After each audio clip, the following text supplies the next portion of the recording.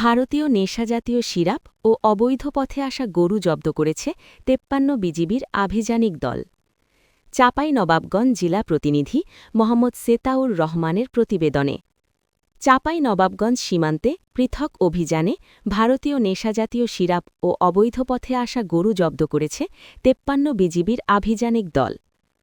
গোপন তথ্যের ভিত্তিতে ১ ফেব্রুয়ারির রাত ১টা হতে সকাল ৮টা পর্যন্ত ৫৩ বিজিবির বিশেষ টহল দল পৃথক ৩টি অভিযান পরিচালনা করে।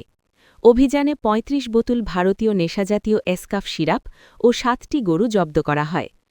চাঁপাইনবাবগঞ্জ ব্যাটালিয়ন ৫৩ বিজিবি শিবগঞ্জ থানাধীন দুর্লভপুর ইউনিয়নের গোপালপুর গ্রাম থেকে ৩৫ বোতল এসকাফ সিরাপ, সদর থানার চর বাগডাঙ্গা ইউনিয়নের রানীনগর গ্রাম থেকে ২টি গরু এবং বাখেরআলী বিওপি হতে সদর থানাধীন নারায়ণপুরের ইউনিয়নের মুন্নাপাড়া গ্রামের পদ্মা নদীর চর থেকে ৫টি গরু জব্দ করা হয়। চাঁপাইনবাবগঞ্জ ব্যাটালিয়ন ৫৩ বিজিবির অধিনায়ক লেফটেন্যান্ট কর্নেল কাজী মুস্তাফিজুর রহমান পিএসসি এ বিষয়ে সত্যতা নিশ্চিত করেন।